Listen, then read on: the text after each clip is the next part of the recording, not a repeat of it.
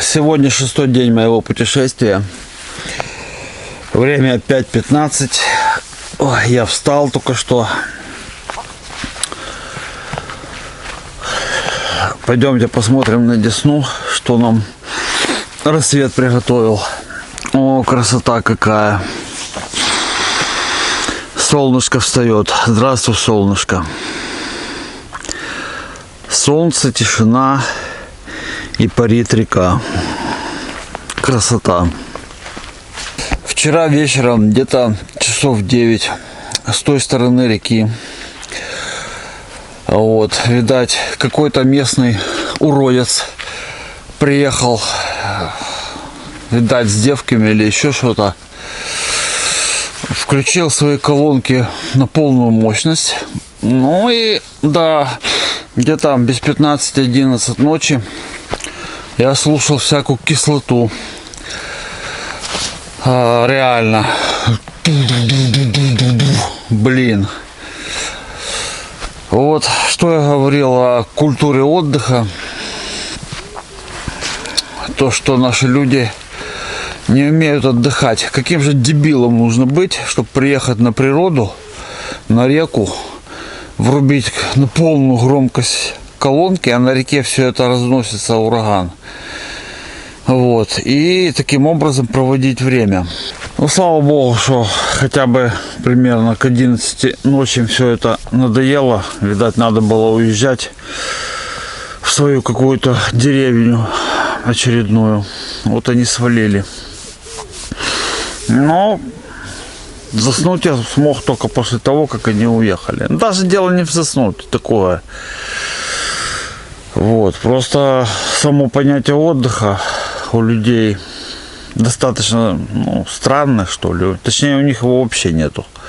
Давайте с этого начнем. Вся ночь прошла спокойно, отлично. Погода пока чудесная. Солнышко выходит. Вот, так что будем греть завтрак, бриться, умываться и собираться.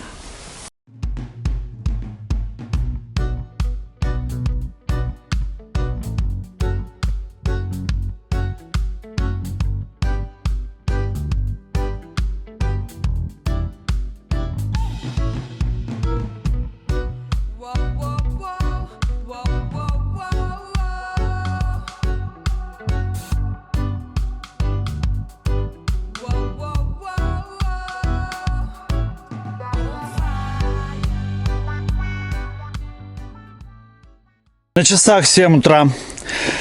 Встал я в 5. 2 часа на сборы, на завтрак и на полностью собранную байдарку. И до без слова свободен. Ну, это шутка, конечно. Никто мне носков ночью не дарил. Слава богу. Очередной день. Сегодня начинается 6-й день моего путешествия. Прекрасная погода. Чудесное солнышко. Тихая река Десна. И очередной целый день удовольствия. Ну что ж, ритуальное купание перед отправкой и сталкивание байдарки на воду. Поехали!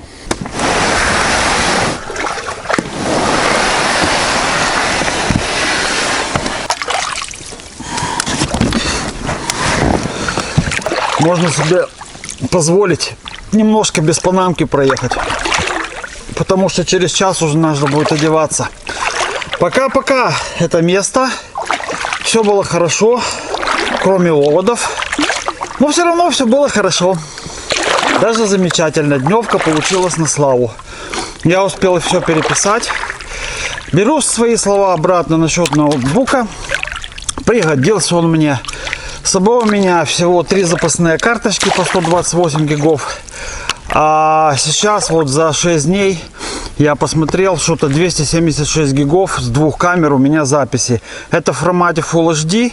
И GoPro я поставил без режима записи звука в RAW, потому что звук я пишу на Соньку и на петличку с шумозащитой.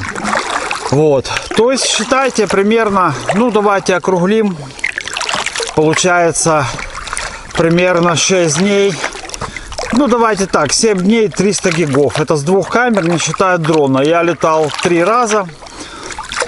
Вот. Пока там еще места хватает. Получается, что все-таки куда-то переписывать надо. И вот вчера где-то ноутбук у меня, я с собой взял старенький. Ну, там куча портов. Соответственно, он мне как раз вот тут и пригодился. Ну, где-то часов 5 по USB 2 у меня шла перекачка. Ноутбук я подсоединял к своей солнечной панели большой, 85-ваттной. Так что, наверное, все-таки в таких дальних походах ноутбук необходим. Проще потом вырезать то, что ты не хочешь показывать, или то, что получилось неудачным, чем жалеть, что у тебя что-то интересное происходит, а ты не можешь это записать. Давайте послушаем тишину 2 минуты.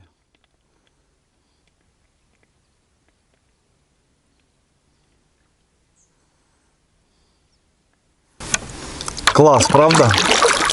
Еще моторки не вышли вездесущие. Ну, хотя сегодня понедельник, а вчера было воскресенье.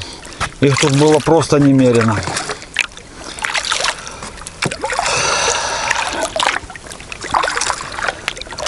Идем мы сегодня, ребята, с вами.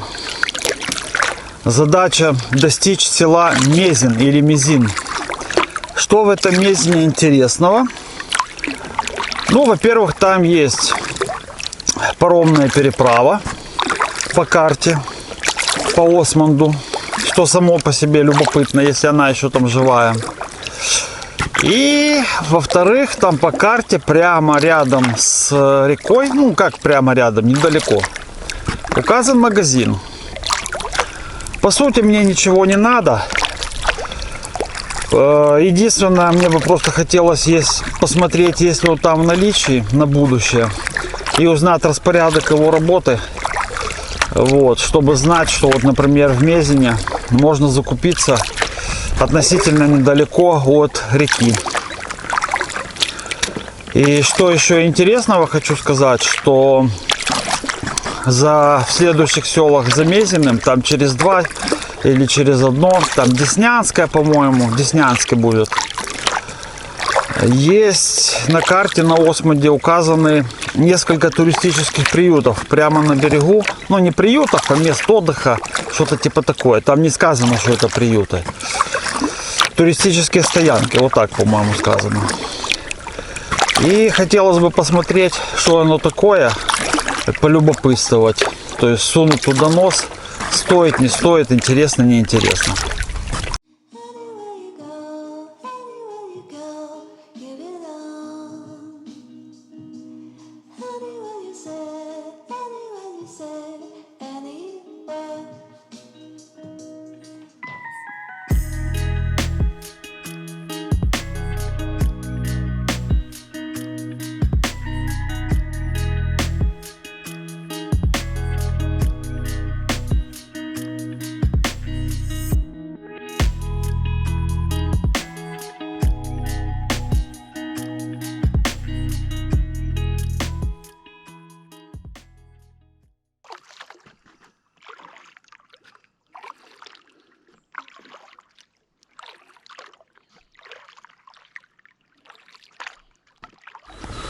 Какое красивое дерево.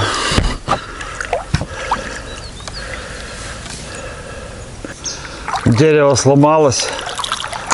Одно упало, второе. А дальше еще такое могучее дерево. Старое, не выдержало, переломилось от старости и упало в воду. И такая композиция получилась. Но нам надо немножко отрулить, чтобы не врезаться.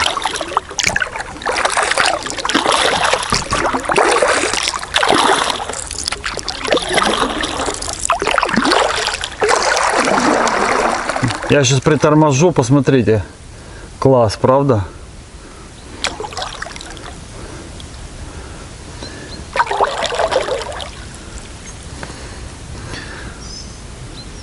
Красиво как. Кстати, там наверху вырублены ступеньки. И, по-моему, никого нет. Было бы классно, конечно, вот тут такую дневочку сделать. Офигенно. Просто очень-очень живописно. Обожаю такие места, ребята, вот просто обожаю.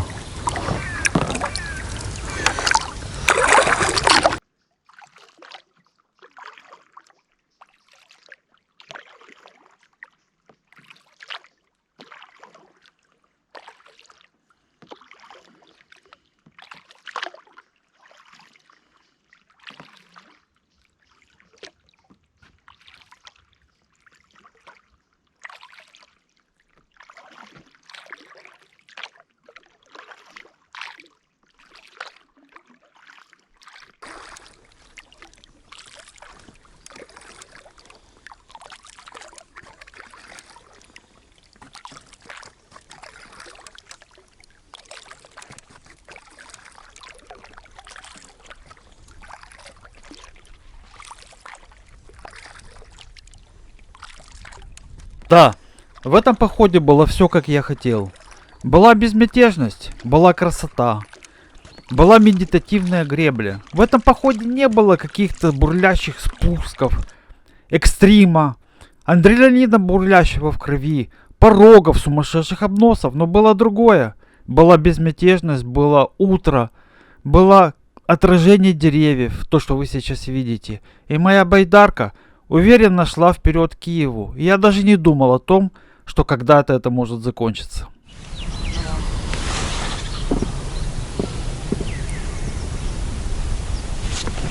Видать, ударила молния, и тут был такой конкретный пожар.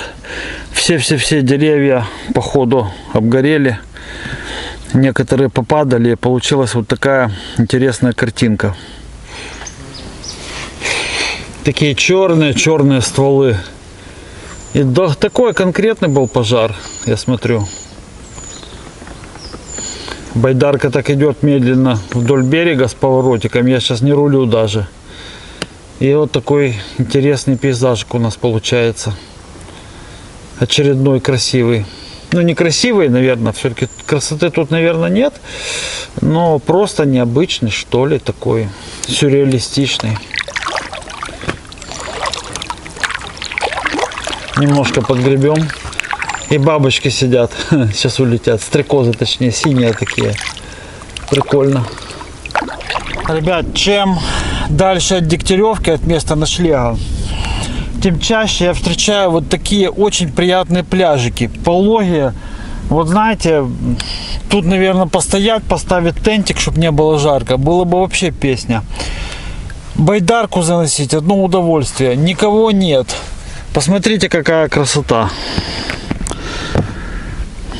То есть можно гулять, можно ходить. Ну, в принципе, вон там в Ивняке, если с комарами не очень, то можно там палатку расчистить, место поставить. А можно с тентиком тут, чтобы тень была. Ну, вот очень-очень приятно на таком пляже и покупаться, и посмотреть. Я уже 2 раза купался. Я потихоньку иду. Вот. Жаркий такой сегодня день. Ну, я вот только на песок вышел, ребят, сразу, знаете, меня жаром аж так обдало. На воде это не очень чувствуется, но, наверное, в городе сейчас полная задница. Ну, а я иду вперед. Сегодня какой-то у меня такой ходовой день получается. Вот, посмотрим, может, сегодня сделаю больше 7 часов по греблям. Ну, как пойдет, не буду загадывать. Особо интересного такого, знаете, что ничего нет. Я просто себе маслаю, поднялся небольшой ветерочек. Грести стало тяжелее, потому что течение стало очень слабым. Вот. Ну, я даже, знаете, отчасти этому рад, потому что больше идет нагрузки на мышцы, и получается большая такая силовая тренировка. Это даже интересно. Будет что-то интересное, покажу вам. Поехали. Какое здоровое дерево, да? Прямо посреди реки.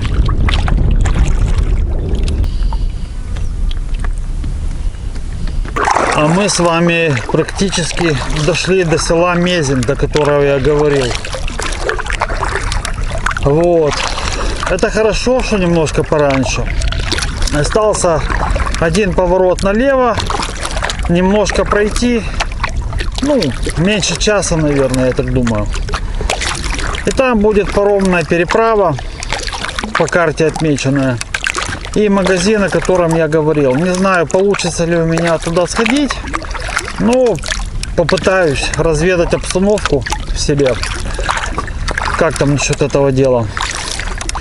Кстати, Осмонд, это программа Осмонд навигации, говорит мне, что в Мезине есть даже какой-то музей. Правда, не указала какой, но он есть. Тоже любопытно, правда? Ну что ж, давайте грести в сторону Мезина.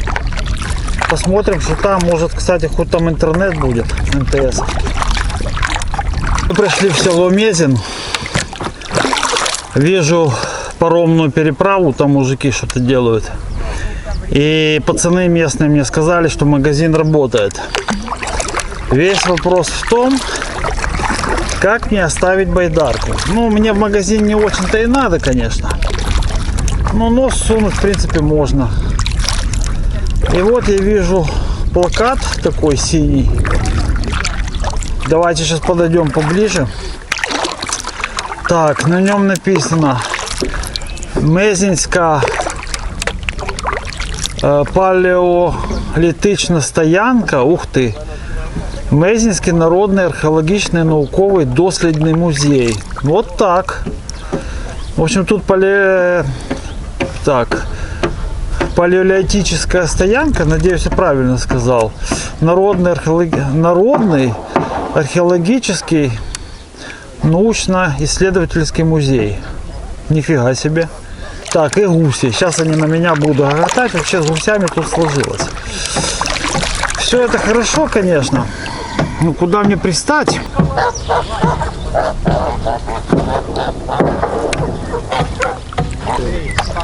Доброго здоровечка. А от магазин, підкажіть, будь ласка, де? Вон прямо. А то, що там вказівка туди, там нема? Вон 100 метрів. 100 метрів? То магазин перепутали, хтось перевернув. Хтось перевернув по О, дорозі, де на туди. трасу вийде. Причаль там, дивіться, вон колодки причальте і по дорозі. дорозі 100 там. метрів Сережа, пройдете. Специфічне біле здання. А він там працює кожен день? До часу. До часу, да? І вечором. Ага, дякую. Вот девушка стирает, может ее попросим. Прям как раньше в реке. Доброго здоровечка. Добрий день, кажу, я вибачаюсь. Добрий день. А хочу в магазин сходити. Подивіться за моїм плавсредством цим. Добре? Чи я схожу? Можна? Добре, ви недовго Здрасте. будете? Ні, я туди обратно. Хорошо, подивимось. Рис куплю там таке. А Хорошо, то їсти хочеться. Що ж за чоловік, що в нього нема що поїсти? Здрасте. подивимось. Подивиться, да? Подивитесь? Подивимось. Ну, скільки туди йти пішки? 10 хвилин, вони ось у магазин. При ось або туди. Туди. А там перерва. Прямо на дорогу там бачиш, прямо і направо. Ага. На складі Попросил посторожить байдарку, женщину. И иду искать магазин. Тут говорят 100 метров. Выходишь и по дороге. И работает тут перерыв с часу до 2. Вот это я запомнил. Белое здание. Блин, вышел как жара. А вот до скольки он работает, мы сейчас на месте все узнаем. Гляньте, тут плакатик даже такой: красуня до сна. Вот история. Ну, вот выходим на дорогу, и получается музей показано налево. Жалко, конечно, что вот нельзя сходить. Ого, а направо, смотрите, ребята, магазин. Ого, так он тут такой большой, я вам скажу. В принципе, это хорошо, что он большой, значит, работает постоянно, мне сказали. Ну, только вот по распорядку надо спросить сейчас. Сейчас мы все узнаем. Уже рядом у нас. Разлеты, а тут и дальше. Купил мороженое, купил пачку риса, сухариков, пряников. Значит, распорядок работы магазина с 8 до 7 вечера и перерыв с часу до 2. Причем магазин работает реально в таком режиме. Я узнал. Удобно. Ассортиментик, ну, там снимать нельзя, я так попытался снять. Ассортиментик бедненький, сгущенка есть. Ну, какой-то такой набор: консервы, крупы, хлеб, там резиновые шлепки, то есть все есть, можно купить. Гречка.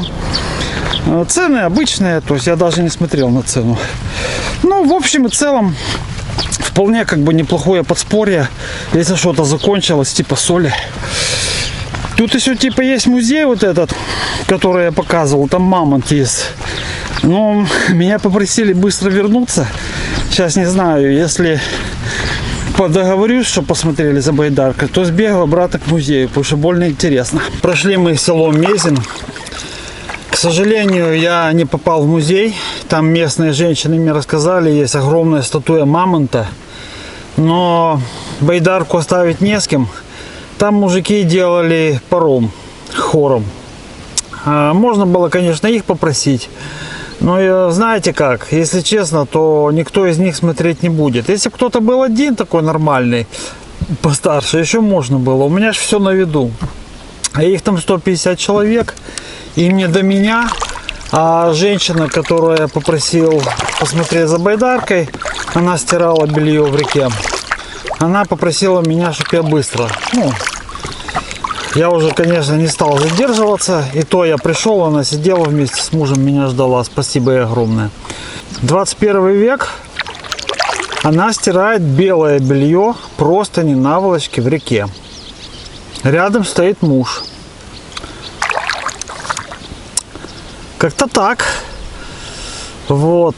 Ну и так, в самом начале я не снимал. Говорю, как у вас тут дела? Каже, вмирает село. Я говорю, а чего мост не сделаете? То есть паромная переправа. А кому нема кому робити? Хто тут буде?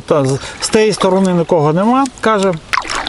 От, раніше там було і все, а зараз воно не треба нікому. Ну, мужики, видать, как-то артелью собрались для себя. Этот паром бедный как-то худо-бедно починили. Тоже не стал к ним лезть, спрашивать, платный, бесплатный. Ну, зачем это надо мне, честно говоря, не имеет значения. Ну, будет повод вернуться в село Мезень и посмотреть на мамонта. Почему нет? Сразу все равно все невозможно посмотреть правильно. Вот. Время у нас ровно 13:00. Самое пекло. Очень-очень жарко. Но зато я съел белорусское мороженое, вкусное. Купил еще килограмм гречки, ну и ништячков, вкусняшек там. Сухариков килограмм, с чаем я их люблю. И пряничков. И сгущенки еще. Одну упаковку ячнянской. Местные говорят, возьми там колбасы. Я говорю, нет, дякую. Ну там на украинском размовлял, на украинском языке. Ну а мы с вами тем временем плавно идем в сторону села Деснянское. И вот в этом Деснянском там устроен какой-то турприют. Было интересно бы на него посмотреть. Где-то часик еще погребу до 2. В 2, наверное, доем остатки риса, которые у меня едут. Потому что съел мороженое, сейчас как-то перебил сладким аппетит. Вот. И дальше уже будем идти как...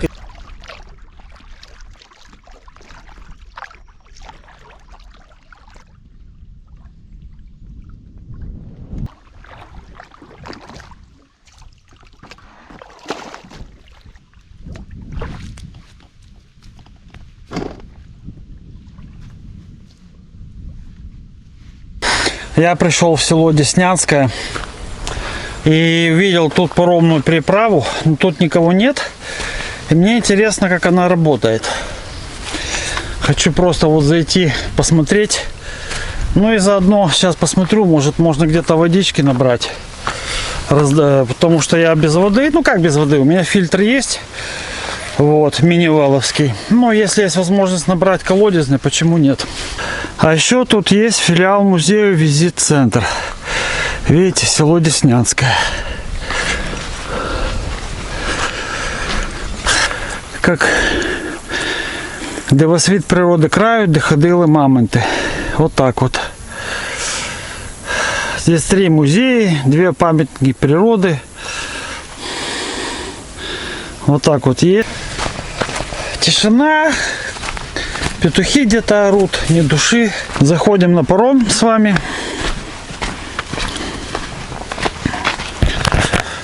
Так, ну, думаю, машину он тоже перевозит, естественно.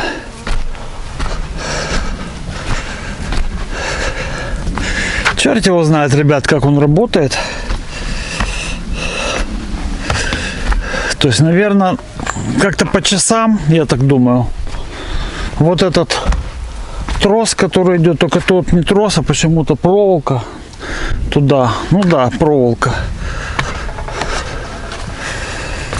И, наверное, вот машины сюда загоняют. Или коров даже загоняют, я так думаю. И переправляют туда, типа пастись, наверное.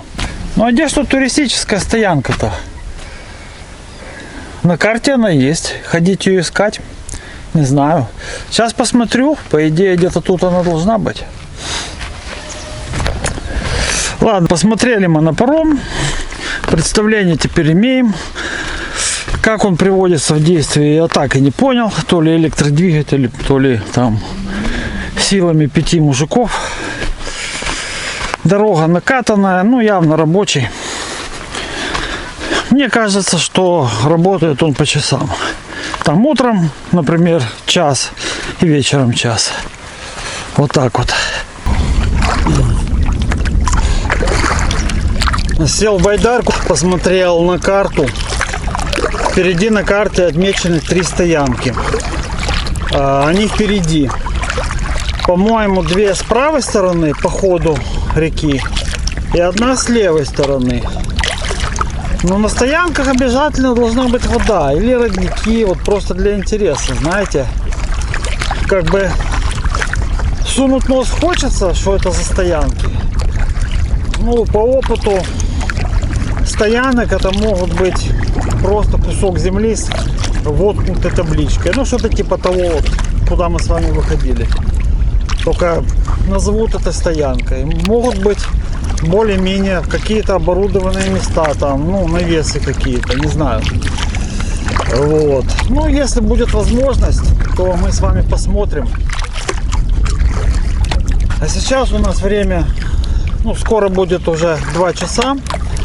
Это 2 часа. Я гребу 8, 9, 10, 8, 9, 10, 11, 12, час 2. 7 часов. Ну, с перерывами на выход, там туда-сюда. Вот, то есть сегодня, наверное, я так понимаю, у меня получится типа максимальный ходовой день. Жаркий день, только сейчас появились тучки. Ну, они как-то так, над рекой их нет. То есть, как вы видите, я иду на солнышке. И надо постоянно купаться. То есть я такой немножко потный, чуть-чуть, когда гребу. То есть воздух все-таки очень горячий. Но я не ощущаю этого на реке нормально. Сказать, что я сильно устал, нет. То есть, видимо, уже втянулся, вгребся, да, что ли. Уже более-менее нормально. В таком темпе неспешном, как сейчас.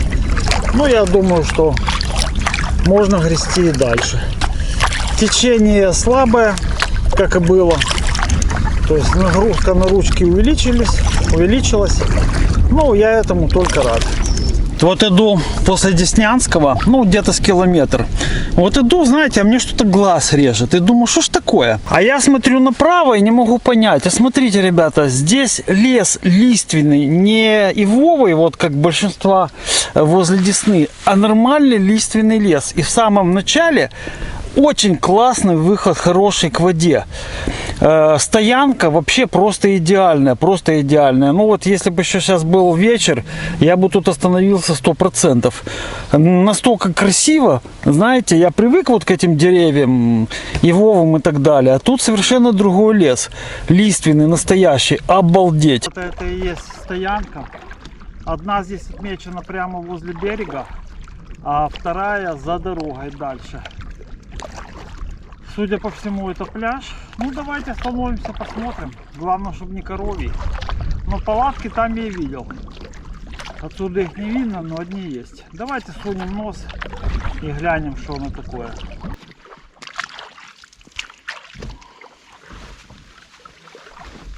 О, да тут никак водники.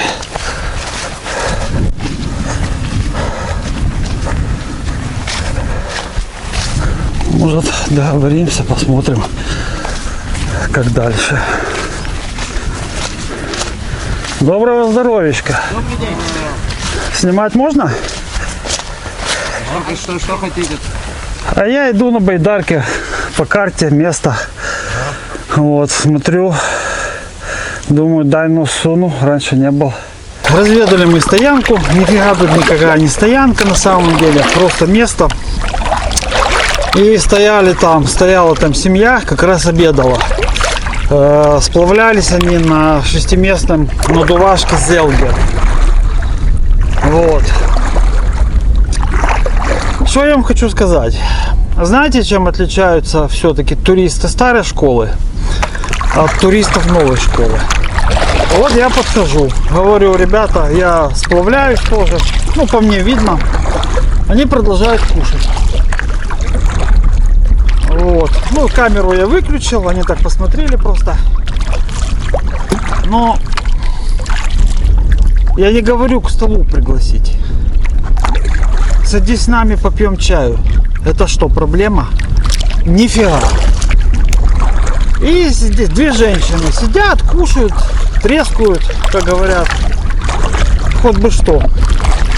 Вот такие у нас водники. И один из них старый такой, ну может моего возраста, чуть моложе с женой. И видимо, то ли зять с этим. Сидят, пирожки едят, все дела. Я бы обязательно предложил чай там, ну блин, даже пирожок там, даже сухарик какой-то. Понятное дело, что у всех пайка, ну там чай с сахаром, все такое. Честно, впечатление мерзкое, ребята, у меня после этого. Вот. У нас это было в порядке вещей. Ну, когда я начинал, и я так привык, то есть, если водник идет, ну, кушать, если сам попросит, там нечего жрать, конечно, дам. Но чаем с бубликом угостить, это просто, ну, обязан водник. А тут хоть бы что. Неприятно так, если честно. И палаточки мармотовские, две такие офигенные. То есть явно, ребята, не последние деньги на это дело отдают. И зелгерский катамаран не 3 копейки стоит. Не то, что там, знаете, у них там деньги были. Но я даже не стал кушать, садиться около них. Хотя уже 2 часа. Просто неприятно. Решил отойти подальше, спокойно перекусить. Так что люди, ребята, разные, и туристы все тоже разные.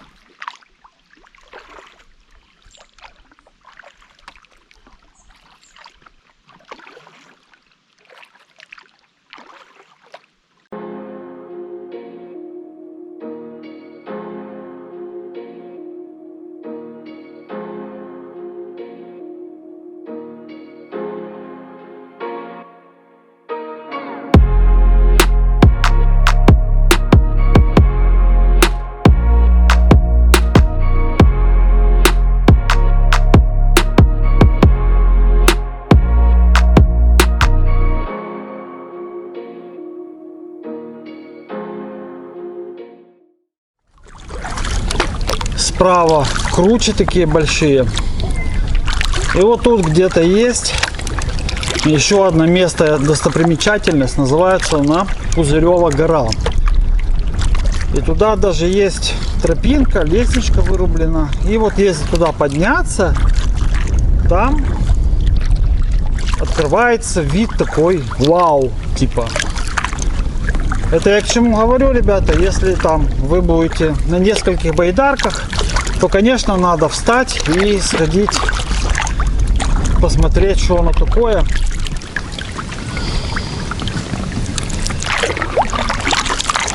На эту Пузыревую гору. Ну, я, как обычно, сделать этого не могу, потому что я сам. И поэтому у меня получается чисто водный поход. А виды тут красивые, на самом деле. Время 14:20. Я думаю, сегодня погрести, ну, где-то до 4 примерно, плюс-минус. Может, до 5, как карта ляжет. И дальше искать буду место, где встать. Мне кажется, что в этот раз с этим будет попроще, потому что понедельник. и много хороших мест просто освободилось. Время 15:46. И начал накрапывать дождик. Я смотрю, что так, тучки там, где я иду, они плюс-минус собираются. Ну и плюс опять, я гребу непрерывно практически с 7 утра. Поэтому, увидев более-менее подходящее место, я решил дальше не испытывать судьбу. И встал, быстренько разгрузился, чтобы меня дождь не накрыл. Вот. И уже сейчас выдохну, немножко приду в себя. Устал, конечно, сегодня. Но считайте, 7 часов вот, до практически 4. Гребля в таком нормальном режиме. Но это у меня хорошая усталость такая, знаете, здоровая. Я не убитый. Если надо, то я мог бы еще грести. Вот, но искать подходящее место.